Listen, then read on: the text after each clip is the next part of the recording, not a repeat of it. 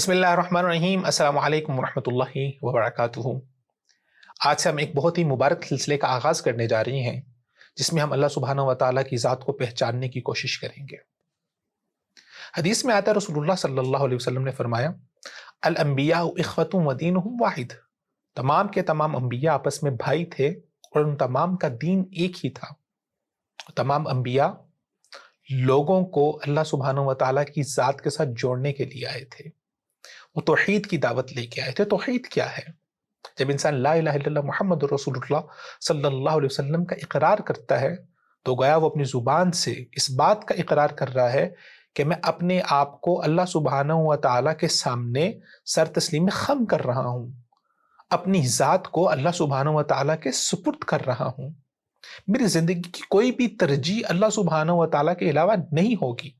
میری زندگی کی کوئی بھی خوشی، کوئی بھی غمی، میری خوشی میں بھی اللہ کی رضا ہوگی اور میری غمی میں بھی اللہ کی رضا ہوگی۔ قرآن مجید میں اللہ سبحانہ و تعالیٰ فرماتے ہیں، ان اللہ اشتری من المؤمنین انفسهم واموالهم بان لهم الجنہ۔ توحید کا اقرار بنیادی طور پر ایک کانٹریکٹ ہے جو ایک انسان اور اللہ سبحانہ و تعالیٰ کے درمیان ہوتا ہے۔ اللہ تعالیٰ فرماتے ہیں کہ میں نے اپنے بندوں کے ساتھ ایک کانٹریکٹ کیا ہے اور اس کانٹریکٹ میں ایک چیز ان کو بیچی ہے اور ایک چیز ان سے خرید لی ہے۔ اللہ تعالیٰ نے ہمیں بیچا کیا ہے؟ اللہ تعالیٰ نے ہمیں جنت کا وعدہ بیچا ہے، ہمیں جنت بیچی ہے، اور بدلے میں اللہ تعالیٰ فرماتے ہیں، ان اللہ اشتری من المؤمنین انفسهم واموالهم، میں نے ان سے ان کے مالوں کو اور ان کی جانوں کو خرید لیا ہے۔ اب یہ جان، یہ میری ذات میری اپنی نہیں ہے، یہ میں اللہ سبحانہ و تعالیٰ کو دے چکا ہوں، اللہ سبحانہ و تعالیٰ کو بیچ چکا ہوں جنت کے بدلے میں۔ تو اس کانٹریکٹ کا تقاضا یہ ہے کہ اب ہم عبداللہ، اللہ تعالیٰ کے غلام ہیں، اللہ تعالیٰ کے بندے ہیں۔ ایک غلام کی اپنی کوئی مرضی نہیں ہوتی، ہم تو زر خرید ہیں اور ہم نے اپنی مرضی سے اپنے آپ کو بیچا ہے اللہ سبحانہ و تعالیٰ کو۔ تو زر خرید غلام کی کیا کوئی اپنی مرضی ہوتی ہے؟ نہیں، وہ تو اپنے آقا کی مرضی کے مطابق چلتا ہے۔ اور ہمارا آقا کون ہے؟ ہمارا آقا جس کے آگے ہم جھکتے ہیں، جس کے آگے ہم اپنی گردن کو جھکاتے ہیں، جس کے آگے ہم اپنی جبین نیاز کو جھکاتے ہیں، وہ اللہ سبحانہ و تعالیٰ ہے۔ اور دین اسلام کتنا خوبصورت دین ہے جو انسانوں کو انسانوں کی غلامی سے نکال کے صرف ایک اللہ کی غلامی میں زندگی بسر کرنا سکھاتا ہے، کہ صرف ایک اللہ کے سامنے جھکا جائے، صرف ایک اللہ کے سامنے سر تسلیم خم کیا جائے۔ اور یہی توحید ہے کہ صرف ایک اللہ کو مانا جائے، اللہ سبحانہ و تعالیٰ اپنی عبادت میں، اور اللہ سبحانہ و تعالیٰ کے ساتھ جو محبت ہے اس محبت میں اللہ تعالیٰ کسی کی شراکت داری پسند نہیں کرتے۔ وہ شراکت داری کسی بھی صورت میں ہو سکتی، لازمی نہیں ہے کہ اللہ سبحانہ و تعالیٰ کے ساتھ جو شرک ہے وہ بتوں کو پوجنے کی صورت میں ہوگا یا مورتیوں کو پوجنے کی صورت میں ہوگا، نہیں، بلکہ قرآن مجید میں اللہ تعالیٰ نے فرمایا، افرأیت من اتخذ الہہ ہواہ، اے پیارے نبی آپ کا اس انسان کے بارے میں کیا خیال ہے؟ من اتخذ الہہ ہواہ، جس نے اپنی خواہشات نفس کو اپنا معبود بنا لیا ہے، جس کی وہ عبادت کرتا ہے، جس کا وہ اسیر اور غلام بن چکا ہے۔ اللہ سبحانہ و تعالیٰ کے ساتھ ایسی کمال محبت ہونی چاہیے کہ اس محبت کے مقابلے میں ایک جانب اللہ سبحانہ و تعالیٰ کی ذات ہے اور دوسری جانب آپ کی اپنی خواہش ہے، آپ کے بیوی بچے ہیں، آپ کے قبیلے والے ہیں، آپ کے گھر والے ہیں، آپ کے خاندان والے ہیں، دنیا وما فیہا ایک طرف کھڑی ہے، دوسری طرف اللہ سبحانہ و تعالیٰ کی ذات ہے۔ تو محبت کی انتہا یہ ہے کہ انسان بلا سوچے سمجھے سب کچھ قربان کرنے کے لیے تیار ہو جائے، صرف ایک اللہ کو اپنی زندگی میں اختیار کر لے۔ یہ ہے اصل توحید۔ قرآن مجید میں اللہ سبحانہ و تعالیٰ فرماتے ہیں، وَمِنَ النَّاسِ مَن يَتَّخِذُ مِن دُونِ اللَّهِ أَندَادًا يُحِبُّونَهُمْ كَحُبِّ اللَّهِ وَالَّذِينَ آمَنُوا أَشَدُّ حُبًّا لِلَّهِ۔ اور لوگوں میں سے کچھ لوگ ایسے ہیں جنہوں نے اللہ سبحانہ و تعالیٰ کے مقابلے میں کچھ ند بنائے ہوئے ہیں، کچھ انداد، کچھ ہستیاں بنائی ہوئی ہیں، کچھ خواہشات بنائی ہوئی ہیں، کچھ ترجیحات بنائی ہوئی ہیں۔ یحبونہم کحب اللہ، وہ ان سے اس طرح محبت کرتے ہیں جیسے اللہ سے محبت ہونی چاہیے۔ والذین آمنوا اشد حبا للہ، ایمان والوں کی محبت کی انتہا تو اللہ سبحانہ و تعالیٰ کے ساتھ ہوتی ہے۔ امام ابن قیم رحمۃ اللہ علیہ نے محبت کے کچھ مراتب ذکر کیے اور فرماتے ہیں کہ محبت کا جو سب سے اعلیٰ مرتبہ ہے، جو سب سے آخری مرتبہ ہے، وہ عبادت ہے۔ جب انسان کسی کی محبت میں اس قدر گم ہو جائے جہاں پر وہ اپنی ذات کو اس میں فنا کر دے، وہاں پھر وہ اس کے سامنے سجدہ ریز ہو جاتا ہے، وہ اس کی عبادت کرنا شروع کر دیتا ہے۔ ہمارے ہاں اردو زبان شعر و شاعری کے اندر اسی طرح گانوں کے اندر، لغویات کے اندر اپنے محبوب کو، دنیاوی محبوب جو بنائے ہیں، ان کو صنم کہہ کے مخاطب کیا جاتا ہے کہ آپ جانتے ہیں کہ صنم کا مطلب کیا ہے؟ صنم عربی زبان کا لفظ ہے جس کا مطلب ہے بت۔ گویا کہ وہ اپنے محبوب کو کہہ رہے کہ میں تمہاری محبت میں اس قدر آگے بڑھ گیا ہوں کہ اب میں تمہارے سامنے سجدہ ریز ہو گیا ہوں اور تمہارے سامنے میں تمہاری عبادت کرنے لگا ہوں۔ جبکہ یہ محبت کی انتہا تو اللہ سبحانہ و تعالیٰ کے لیے ہونی چاہیے۔ اور عبادت کی تعریف کو بھی سمجھیے۔ عبادت صرف نماز، روزہ، حج، زکوٰۃ کا نام نہیں ہے، بلکہ عبادت کی تعریف جو علماء نے کی ہے کہ انسان کی زبان سے نکلا ہوا ہر ایک جملہ اور انسان کا ہر ایک ایکشن جس کے ذریعے سے وہ اللہ سبحانہ و تعالیٰ کی رضا حاصل کرنا چاہتا ہے، وہ اس کی عبادت ہے۔ تو اپنے محبوب کی زبان سے نکلی ہوئی ہر ایک ایک بات کو پورا کرنا، بلکہ انسان کی خواہش یہ ہو کہ میرے محبوب کی خواہش ابھی میرے محبوب کی زبان اور لبوں تک بھی نہ آئے، میں اس کے لبوں پہ آنے سے پہلے اس کو پورا کر دوں، یہ ہوتی ہے محبت۔ اور اللہ سبحانہ و تعالیٰ کے ساتھ محبت کی انتہا یہ ہے کہ انسان اپنی زندگی کو اللہ سبحانہ و تعالیٰ کے سپرد کر دے، پھر اللہ سبحانہ و تعالیٰ کے لیے اس کو قربانی دینی پڑے تو وہ قربانی دینے سے بھی گریز نہ کرے۔ دنیا میں جو لوگ محبتیں کرتے ہیں، محبتوں کے لیے بہت بڑی بڑی قربانیاں دیتے ہیں، لیکن ہم اللہ سبحانہ و تعالیٰ کے ساتھ محبت کا دعویٰ تو کرتے ہیں، لیکن جب قربانی کی بات آتی ہے تو وہاں پر میری ترجیحات بدل جاتی ہیں، وہاں پر میری خواہشات آگے آ جاتی ہیں، وہاں پر میرے دل کی مرضی آگے آ جاتی ہے، وہاں پر خاندان والے کیا کہیں گے، وہاں پر کنبے والے کیا کہیں گے، اس دنیا میں بھی رہنا ہے، دنیا والے مجھے لو سٹیٹس والا سمجھیں گے، دنیا والا مجھے ہلکا سمجھیں گے۔ ایک مسلمان وہ ہوتا ہے جو اللہ سبحانہ و تعالیٰ کی ذات کو سب سے بالا رکھتا ہے۔ آج ہمارے مسائل کی جو سب سے بنیادی جڑ اور تمام مسائل کی اصل وجہ یہ ہے کہ ہم اللہ سبحانہ و تعالیٰ کی ذات کو پہچان نہیں سکے اور اللہ سبحانہ و تعالیٰ کو اپنی ذات میں شامل نہیں کر سکے۔ ہمارے معاشرے میں جھوٹ ہے، ہمارے معاشرے میں فساد ہے، دو نمبری ہے، دوسرے لوگوں کے ساتھ دھوکہ دہی ہوتی ہے، دوسرے لوگوں کا حق مار لیا جاتا ہے، انصاف نہیں ہے، عدل نہیں ہے۔ اگر کسی کے ساتھ ظلم ہو جاتا ہے تو اس کو یہ نہیں پتا کہ وہ اپنا حق کہاں سے جا کے حاصل کر سکتا ہے۔ ان تمام مسائل کی اصل جڑ اور اصل وجہ یہی ہے کہ ہم نے اللہ سبحانہ و تعالیٰ کو نہیں پہچانا۔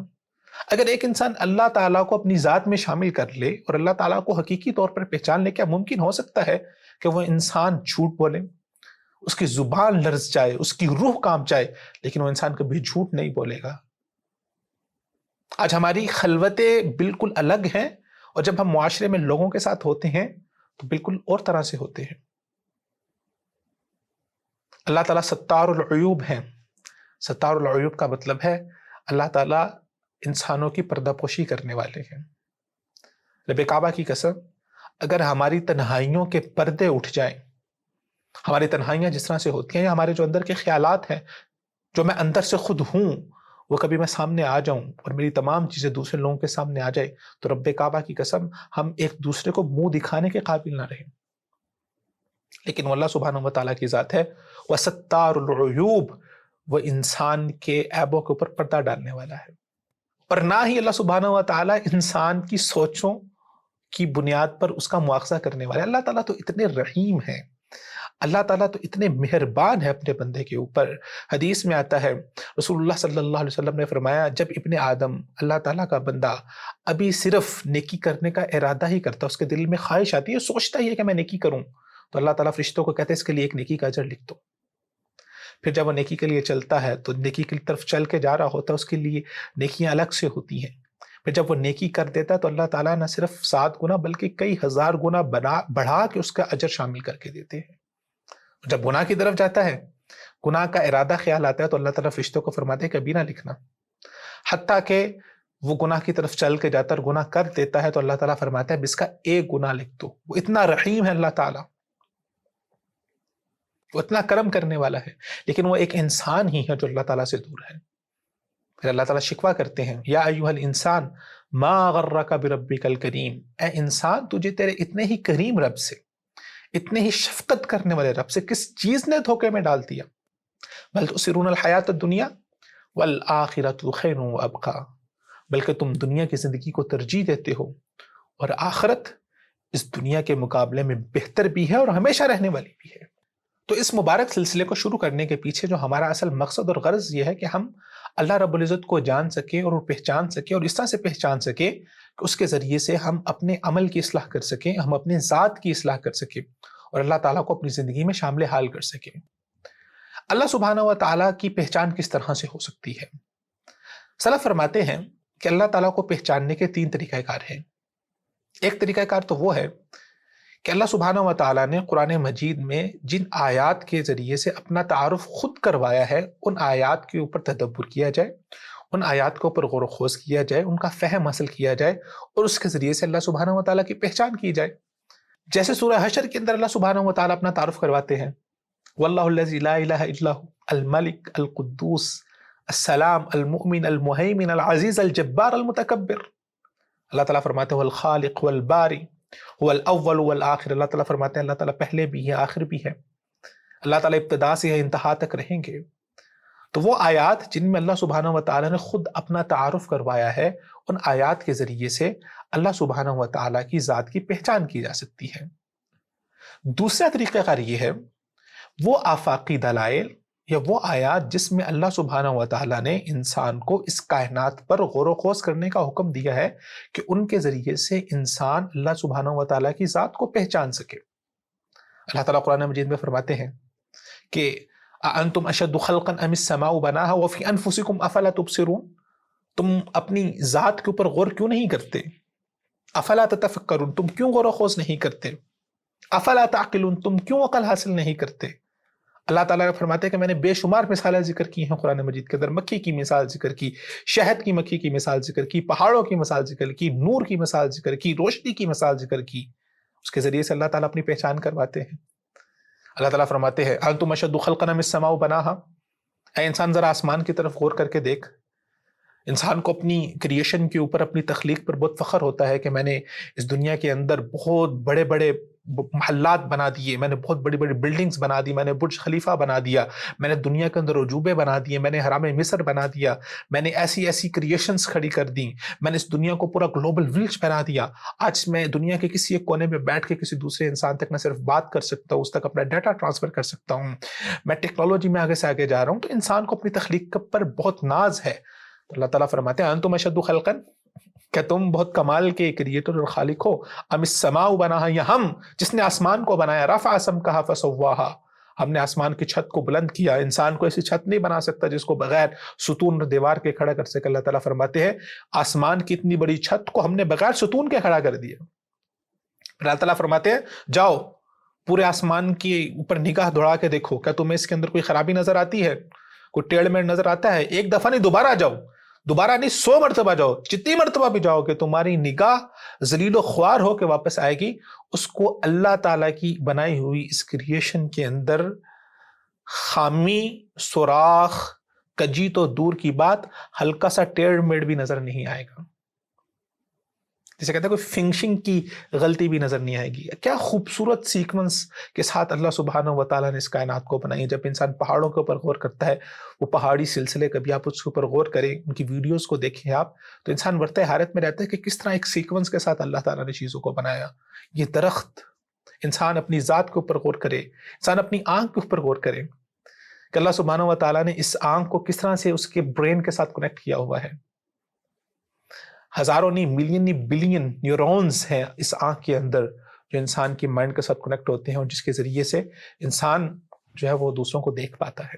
آج انسان نے کیمرے کا ایک چھوٹا سا لینس کیا بنا لیا تو انسان سمجھتا ہے کہ شاید میں نے بہت بڑی کریشن کر لی، لیکن اللہ سبحانہ و تعالیٰ نے یہ انسان خود ایک بہت بڑا عجوبہ ہے۔ انسان کی تخلیق، ایسی کمال ذات اللہ سبحانہ و تعالیٰ نے بنائی۔ اللہ تعالیٰ فرماتے ہیں کہ جب ہم نے انسان کو پیدا کیا فسواہا، تو اس کو ہم نے برابر کر دیا، بالکل ایک برابر، ایک معتدل، ایک اعتدال کے اندر ہم نے انسان کو پیدا کیا۔ تو اس طرح بے شمار آیات ہیں جس میں اللہ تعالیٰ غور و خوض کرنے کا حکم دیتے ہیں، جس کے ذریعے سے اللہ سبحانہ و تعالیٰ کی پہچان ہو سکتی ہے کہ اللہ تعالیٰ، اگر انسان اس کائنات کو دیکھے تو یہ کائنات کتنی بڑی ہے، اور اس پوری کائنات کے اندر ایک انسان کی اوقات کیا ہے، اور انسان ایک چھوٹا سا انسان، ایک کمزور سا انسان، ایک ناتواں سا انسان، وہ اللہ سبحانہ و تعالیٰ کو چیلنج کرتا ہے، کہتا ہے ربکم الاعلی۔ جب انسان تکبر اور غرور میں آگے بڑھتا ہے، پھر اللہ تعالیٰ کو چیلنج کرنا شروع کر دیتا ہے، وہ کہتا ہے کہ وہ کون سا رب ہے، اصل رب تو میں ہوں، نعوذ باللہ من ذالک۔ تو ان آیات کے اوپر غور و خوض کرنے سے اللہ سبحانہ و تعالیٰ کا علم ہوتا ہے۔ تیسرا ذریعہ جس کے ذریعے سے انسان اللہ سبحانہ و تعالیٰ کو پہچان سکتا ہے، وہ ہے اللہ تعالیٰ کے خوبصورت نام، اللہ تعالیٰ کے نام اور اللہ تعالیٰ کی صفات کے اوپر غور و خوض کیا جائے۔ رسول اللہ صلی اللہ علیہ وسلم نے فرمایا ان للہ 99 اسما، اللہ تعالیٰ کے لیے 99 نام ہیں۔ اس کا یہ مطلب نہیں کہ اللہ تعالیٰ کے صرف 99 نام ہے، بلکہ اللہ تعالیٰ کے بے شمار نام ہیں، لیکن جو اللہ تعالیٰ نے ہمیں بتائے ہیں وہ 99 ہیں۔ من احصاها دخل الجنہ، جس انسان نے ان ناموں کا احصاء کر لیا۔ اب احصاء سے کیا مراد ہے؟ احصاء سے مراد ہے کہ ان کو یاد کر لیا، یاد تو بہت سارے لوگوں کو ہے، لیکن ان ناموں کے ذریعے سے اللہ سبحانہ و تعالیٰ کی ایسی پہچان اور اللہ سبحانہ و تعالیٰ کا ایسا عرفان ایک انسان کو ہوتا ہے کہ اس کی ساری زندگی ایک صحیح سمت میں چلنا شروع ہو جاتی ہے، اس کی زندگی درست ہو جاتی ہے۔ جب ایک انسان کی زندگی درست ہوتی ہے تو وہ ایک انسان کی زندگی درست نہیں ہوتی، اس کے ساتھ جڑے ہوئے کئی سینکڑوں لوگوں کی زندگی درست ہوتی ہے، معاشرہ درست ہوتا ہے اور ایک درست سمت میں جاتا ہے۔ انسان اپنے آپ کو اللہ سبحانہ و تعالیٰ کے سامنے اکاؤنٹیبل سمجھتا ہے۔ من احصاها دخل الجنہ، جو ان ناموں کا احصاء کر لیتا ہے، ان کو یاد کر لیتا ہے، ان کی ویلیوز کو سمجھ لیتا ہے اور ان ویلیوز کو اپنی ذات میں شامل کر لیتا ہے اور اللہ تعالیٰ کو حقیقی طور پر پہچان لیتا ہے، دخل الجنہ، رسول اللہ نے فرمایا کہ وہ انسان جنت میں داخل ہو گیا۔ اللہ سبحانہ و تعالیٰ کی پہچان یا اللہ سبحانہ و تعالیٰ کی تعریف ہم کیسے کر سکتے ہیں؟ انسان تو اتنا کمزور ہے کہ وہ اللہ سبحانہ و تعالیٰ کی تعریف بھی نہیں کر سکتا۔ ایک حدیث میں رسول اللہ صلی اللہ علیہ وسلم نے فرمایا اے اللہ، ہم تیری تعریف ان کلمات کے ذریعے سے کرتے کما اسنیت علی نفسک، جس طرح تو نے اپنی ذات کی تعریف بیان کیا، یا وہ تعریف کے وہ کلمات جو آپ نے ہمیں سکھائے ہیں، ہم ان کلمات کے ذریعے سے آپ کی تعریف بیان کرتے ہیں۔ انسان تو اتنا کمزور ہے۔ ایک کمزور انسان کیا جانتا ہے کہ قوی کیا ہوتا ہے؟ وہ قوی کو کیسے بیان کرے گا؟ والقوی العزیز، اللہ تعالیٰ قوی بھی ہے، عزیز بھی ہے، زبردست بھی ہے، شاندار بھی ہے، باکمال بھی ہے۔ انسان جو نقائص سے بھرا ہوا، انسان جو کمزوریوں سے بڑا ہوا، وہ کس طرح یہ بتا سکتا ہے کہ ایک باکمال ذات کیسے ہو سکتی ہے؟ ہم سب اللہ کے فقیر ہیں۔ ایک فقیر انسان یہ کیسے بتا سکتا ہے کہ غنی کیا ہوتا ہے، بے نیازی کیا ہوتی ہے، غنا کی کیا شان ہوتی ہے اور اس اللہ کی کیا شان ہے؟ اللہ تعالیٰ اگر ساری کی ساری کائنات اللہ تعالیٰ کی نافرمان ہو جائے، کہ اللہ تعالیٰ کو اس سے کچھ فرق پڑتا ہے؟ نہیں، اللہ تعالیٰ تو بہت بے نیاز ہے۔ تو اللہ سبحانہ و تعالیٰ کی تعریف ان کلمات کے ذریعے سے کی جائے جن کلمات کے ذریعے سے اللہ تعالیٰ نے اپنی تعریف کرنی سکھائی ہے، اور اس کے ذریعے سے اللہ تعالیٰ کی پہچان کی جائے۔ اگر میں آپ سے یہ سوال کروں کہ آپ اللہ تعالیٰ سے محبت کرتے ہیں، تو ہر ایک کا جواب ہوگا ہاں۔ لیکن اگر یہ پوچھا جائے کہ آپ اللہ سبحانہ و تعالیٰ کو بیان کریں، اللہ تعالیٰ کی تعریف بیان کریں، اللہ تعالیٰ کے بارے میں بتائیں، جس ذات سے آپ محبت کرتے ہیں اس ذات کے بارے میں ذرا بیان کیجیے، تو شاید آپ ایک دو جملوں سے زیادہ نہ بیان کر سکیں۔